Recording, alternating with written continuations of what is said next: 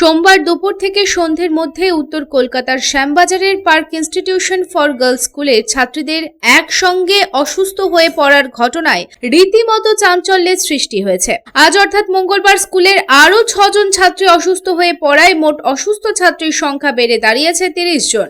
একই সাথে এত বিপুল সংখ্যক ছাত্রীর অসুস্থ হয়ে পড়ার সঠিক কারণ নিয়ে এখনো রহস্য রয়ে গেছে। পরিস্থিতি খতিয়ে দেখতে স্বাস্থ্য দপ্তর, পৌর নিগম এবং NIRBI এর টিম স্কুলে পৌঁছায়, খাবারের নমুনা সংগ্রহ করে এবং এটি ফুড পয়জনিং এর ঘটনা কিনা তা নির্ধারণ করতে পরীক্ষা করে। এদিন আধিকারিকেরা বলেন যে রিপোর্ট আসার পরে অসুস্থতার আসল কারণ স্পষ্ট হবে। অসুস্থ ছাত্রীরা আরজিকর হাসপাতালে ভর্তি। তাদের দেখার জন্য স্বাস্থ্যমন্ত্রী ডক্টর শারদ দত্ত মুখোপাধ্যায় গভীর রাতে হাসপাতালে পৌঁছান। তিনি ডাক্তারদের সঙ্গে কথা বলেন এবং ছাত্রীদের উন্নততর চিকিৎসা সেবা প্রদানের নির্দেশ দেন। এদিন সাংবাদিকদের সঙ্গে কথা বলতে গিয়ে স্বাস্থ্যমন্ত্রী শারদ দত্ত মুখোপাধ্যায় বলেন, ছাত্রীদের হঠাৎ অসুস্থতা অত্যন্ত উদ্বেগজনক। স্বস্তির বিষয় যে হাসপাতালে ভর্তি থাকা সব ছাত্রীর অবস্থায় বর্তমানে স্থিতিশীল। স্বাস্থ্য দপ্তর এবং পৌর নিগমকে বিষয়টি নিয়ে পুঙ্খানুপুঙ্খ তদন্ত করার নির্দেশ দেওয়া হয়েছে। স্কুল থেকে খাবারের নমুনা সংগ্রহ করা হয়েছে এবং রিপোর্ট আসা মাত্রই দোষীদের কঠোর শাস্তি দেওয়া হবে।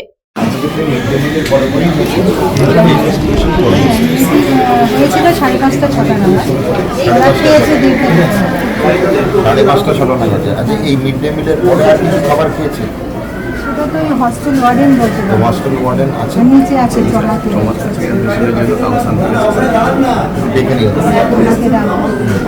ফোনেও কথা বলতে পারেন, ফোনে ধরে আপনি কে প্রথম তারিখে হচ্ছে আমাদের কিন্তু মিড ডে মিল চেক করবো, হাইজিন আছে।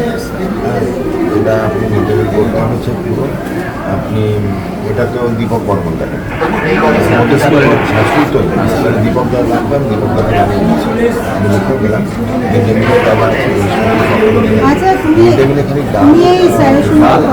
ডাল আর ডিম আর তরকারি ডিমটা ছিল আলু চোখা আজকে দেওয়া হয় না, আজকে